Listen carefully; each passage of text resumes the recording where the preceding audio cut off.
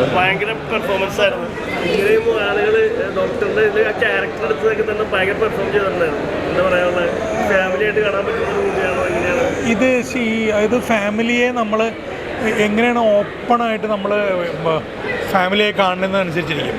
Anyway 18+ ആണ് film. കാരണം അവർക്കല്ലേ ഈ സിനിമ മനസ്സിലാവുള്ളൂ എന്നെനിക്ക് തോന്നുന്നു. പിന്നെ ഇത് എന്നെ സംബന്ധിച്ചിടത്തോളം ഇതൊക്കെയാണ് പ്രോഗ്രസീവായിട്ടുള്ള സിനിമകൾ, ഇങ്ങനെയൊക്കെ ഉണ്ടാവേണ്ടത്. നമ്മളൊക്കെ ഭയങ്കര പ്രൊട്ടൻഷ്യസ് ആയിട്ട് വലിയൊരു ശതമാനം ആൾക്കാരും പ്രത്യേകിച്ച് നമ്മുടെ സാഹചര്യത്തിൽ വളരെ വേഷപ്രച്ഛന്നരായിട്ട് ജീവിക്കുന്ന ആൾക്കാരാണ്. അപ്പോൾ അതുകൊണ്ട് തന്നെ ഇത് ഭയങ്കര ഇൻട്രസ്റ്റിംഗ് ആയിട്ട് ഇരുട്ട് മുറിക്കത്തിരുന്ന് കാണാൻ താല്പര്യം ഉണ്ടാവുമെന്ന് ഞാൻ വിചാരിക്കണേ. ഭയങ്കര അടിപൊളിയാണ്.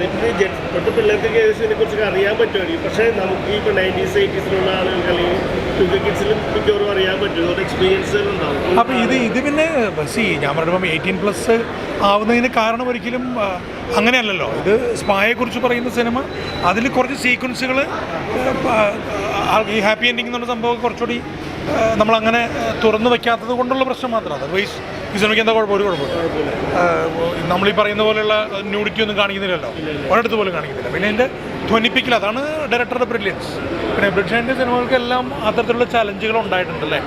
ഇപ്പം ഓഡിയൻസിനെ തിയേറ്ററിൽ കയറ്റലെന്ന് പറയുന്ന സംഭവത്തിന് വേണ്ടിയിട്ടുള്ള മെനക്കെടലിനേക്കാൾ കൂടുതൽ നമ്മൾ കാര്യം ഡിഫറൻ്റ് ആയിട്ട് പറഞ്ഞാൽ തിയേറ്ററിൽ വരും എന്ന് പറയുന്നത്, തിയേറ്ററിൽ ജനം വരും എന്ന് പറയുന്നൊരു വിശ്വാസത്തിലാണ് ബ്രിഡ് പടം ചെയ്യുന്നത്. അപ്പോൾ ആ നിലയ്ക്ക് ഞാനും ഈ സിനിമയിൽ പാർട്ടിസിപ്പേറ്റ് ചെയ്യാനുള്ള കാരണം അത് തന്നെയാണ്. അതിനൊരു ഡിഫറൻസ് തന്നെയാണ്. അങ്ങനെ തോന്നിയില്ലേ?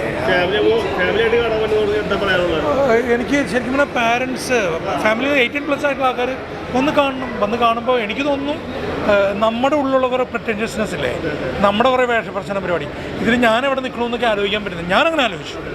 നമുക്കെല്ലാവർക്കും അങ്ങനെ ഒരു ആലോചന ഉണ്ടാവുമെന്ന് എനിക്ക് തോന്നിയത്. That's what I felt.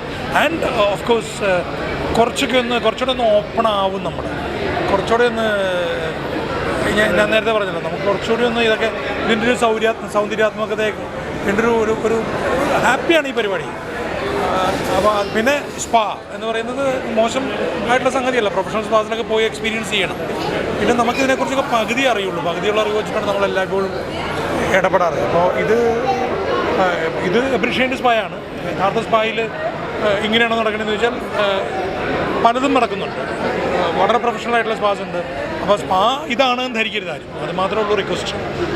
ഇതൊരു ഫിക്ഷൻ, അതിലേക്ക് വേണ്ട എലമെൻറ്റ്സ് ഒരു സ്പായിൽ നടക്കുന്നു എന്നുള്ളതൊക്കെ. എമോഷൻസ്, രണ്ട് മനുഷ്യർ തമ്മിൽ കണ്ടുമുട്ടുന്നു എന്നുള്ളതാണ്. അതാണ് ഏറ്റവും വലിയ സംഭവം. രണ്ട് സ്പാ ഒരു പ്ലാറ്റ്ഫോം ആവുന്നത് മാത്രമേ ഉള്ളൂ. രണ്ടുപേർ തമ്മിൽ കണ്ടുമുട്ടിയാൽ എന്തായിരിക്കും അവിടെ സംഭവിക്കുക, അവർ മനസ്സ് തുറന്നാൽ എന്തായിരിക്കും സംഭവിക്കുക, അതിൻ്റെ ഓരോരുത്തരുടെയും സംസ്കാരം, അവരുടെ പാസ്റ്റൊക്കെ നമുക്ക് ഇതിൽ നിന്ന് വായിച്ചെടുക്കാൻ പറ്റും. ഇപ്പം ഇവനീ തട്ടിൽ ചെയ്ത ക്യാരക്ടർ നിങ്ങൾ കണ്ടല്ലോ, നമ്മൾ എത്രയോ പേരെ കണ്ടേക്കണോ.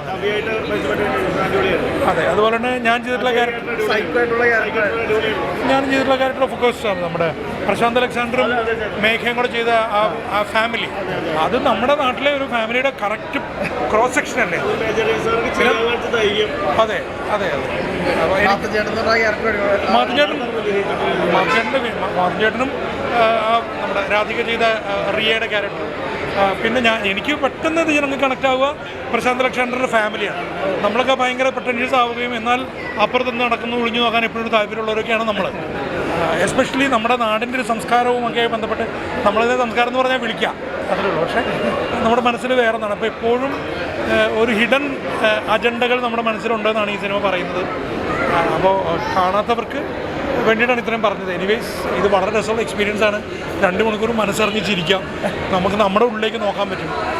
അങ്ങനെയൊക്കെയാണ് എനിക്ക് പറയാനുള്ളത്. എനിവേസ് നിങ്ങളെല്ലാവരോടും പറയും, നല്ല സിനിമയല്ലേ.